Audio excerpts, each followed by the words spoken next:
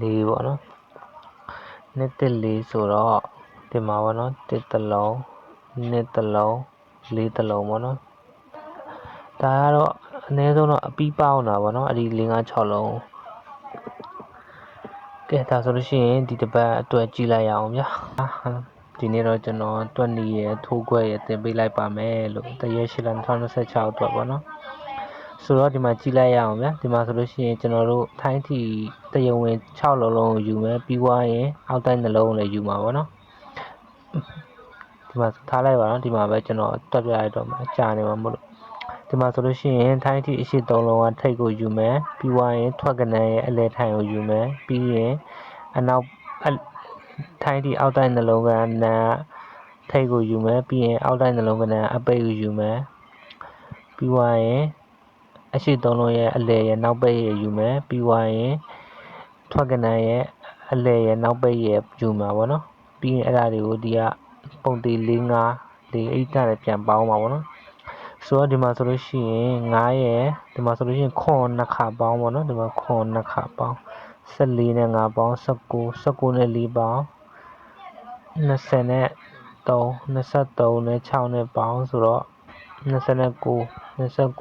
နဲ့ပေါင်း33ပေါ့နော်33ဆိုတော့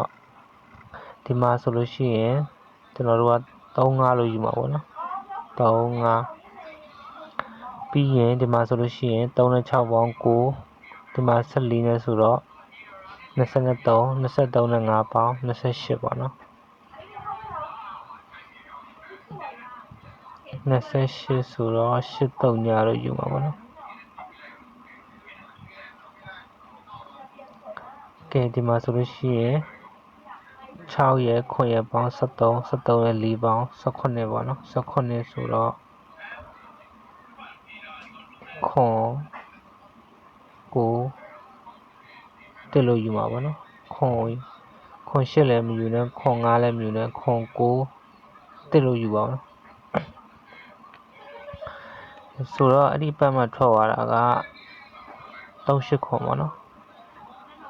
38ခွန်ဆိုတော့ဒီမှာ3တလုံး8တလုံးခွန်တလုံးပေါ့နော်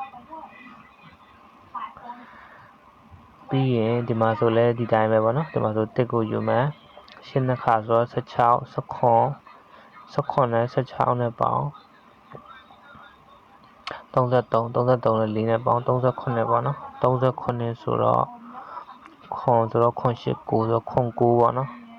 ခွန်9ပြီးရင်ဒီမှာဆိုလို့ရှိရင်3နဲ့9ပေါင်း9 8နဲ့9ပေါင်းတော့15နဲ့9နဲ့ပေါင်း29ပေါ့နော်29ဆိုတော့ဒီမှာလဲခွန်9ပဲပေါ့နော်ခွန်9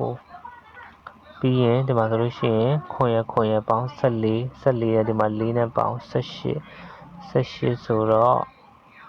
8 9 10ဆိုတော့83ရပြီးသွားရင်နှစ်ပေါ့နော်နှစ်စားစီယူလိုက်ပေါ့ကဲအဲဆိုတော့အဒီဘက်မှာထွက်တာကခွန်3ညပေါ့နော်ခွန်3ည3ညဆိုတော့ဒီမှာပေါ့နော်ခွန်3ညပေါ့နော်ဒါတော့ခွန်3ညထွက်တဲ့အတွက်ပေါ့နော်ပြီးရင်ဒီမှာဆိုလို့ရှိရင်9နဲ့14 15ဒီမှာဆို30ဆိုတော့25 9နဲ့ပေါင်းတော့34ဆိုတော့ဒီမှာ38ပေါ့နော်ဟုတ်ပြီလား38ဆိုတော့8 9 10ဆိုတော့83ညပေါ့နော်83ညကဲဒီမှာဆိုလို့ရှိရင်ခွန်ရ3ရပေါင်း30 19နဲ့5နဲ့ပေါင်းတော့22ပေါ့နော်22ဆိုတော့2 3 4ပေါ့နော်4ပြီးရင်ဒီမှာဆိုလို့ရှိရင်3ရ3ညရပေါင်းပြီးရင်4နဲ့ပေါင်းဆိုတော့9ပေါ့နော်9ဆိုတော့ခွန်9တက်ပေါ့နော်ခွန်9တက်ဆိုတော့အဲ့ဒီဘက်မှာထွက်တာက184ပေါ့နော်184ဆိုတော့ဒီမှာ1တလုံး8တလုံး4တလုံးပေါ့နော်ဒါတော့184ထွက်တဲ့အပတ်ကိုပြတာပေါ့နော်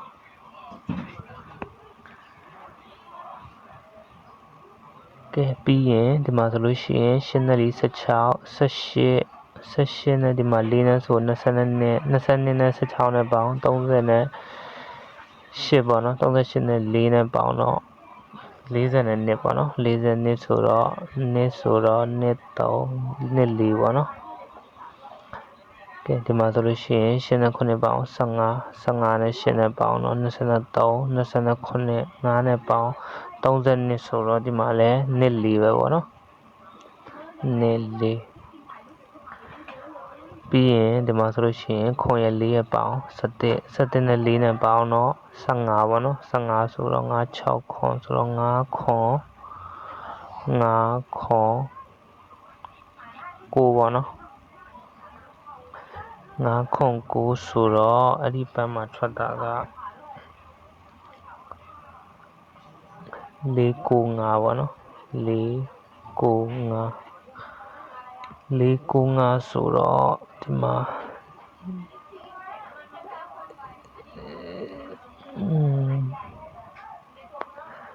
4 9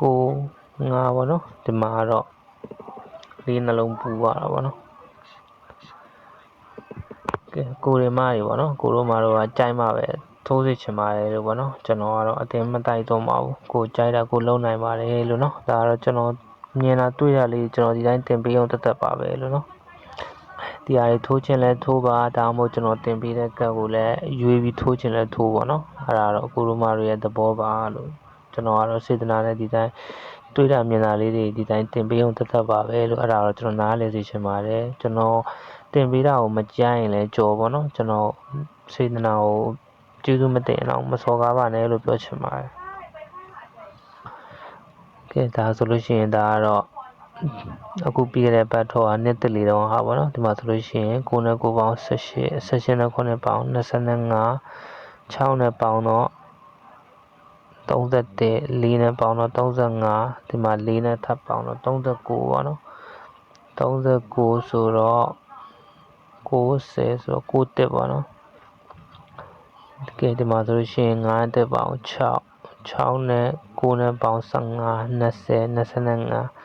25ဆိုတော့5ခွန်ပေါ့နော်5ခွန်ပြီးရင်ဒီမှာဆိုလို့ရှိရင်1နဲ့5ပေါင်း6နဲ့4နဲ့ပေါင်း10ပေါ့နော်10ဆိုတော့ဘာဖြစ်မလဲ3ရနဲ့4ပေါ့နော်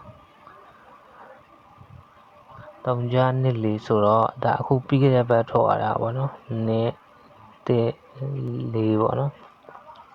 နဲ့4ဆိုတော့ဒီမှာပေါ့နော်1တလုံး2တလုံး4တလုံးပေါ့နော်ဒါကတော့အနည်းဆုံးတော့အပြီးပေါင်းတာပေါ့နော်အဲ့ဒီ5 6လုံး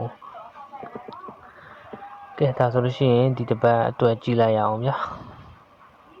ကဲကိုရီမားတွေပေါ့နော်အပန်းမကျင် channel လေးကို subscribe like နဲ့ comment လေးတယောက်တစ်ကြောင်လောက်ဖြစ်ကျွန်တော်ကိုရေးခဲ့ပေးပါအကူအညီပေးခဲ့လို့ရပါတယ်လို့နော်အဲ့ဒါလေးတော့နော်ဒီမှာဆိုလို့ရှိရင်6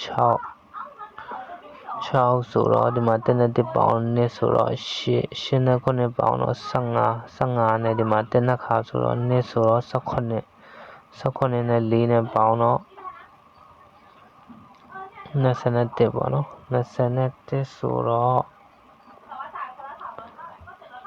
1နဲ့3ပေါ့နော်1 3ပေါ့ပြီးရင်ဒီမှာဆိုလို့ရှိရင်3နဲ့9ပေါင်း12နဲ့1နဲ့ပေါင်း13 18နဲ့5ပေါင်း22ဟုတ်ကဲ့3နဲ့9ပေါင်း12 13နဲ့4ပေါင်း18နဲ့5နဲ့ပေါင်းတော့22ပေါ့နော်22ဆိုတော့4ပေါ့နော်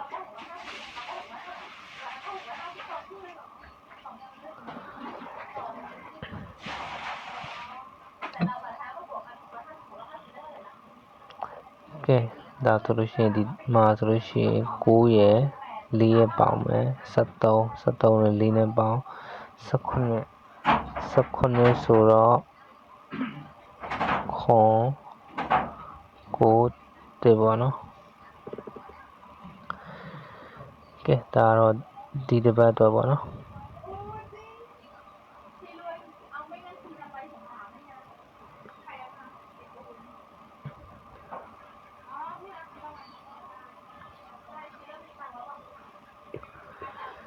ကဲဒါကတော့ဒီတစ်ပတ်တယ်ပေါ့နော်အပီပဲပေါက်မလားဘာလားဆိုတော့စောင့်ကြည့်ရမှာပေါ့နော်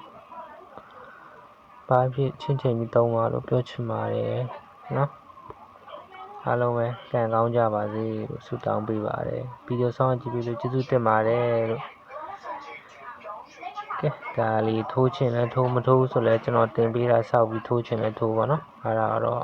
ကိုရိုမာတို့တဘောပါလို့ပြောချင်ပါတယ်အားလုံးကျေးဇူးတင်ပါတယ်လို့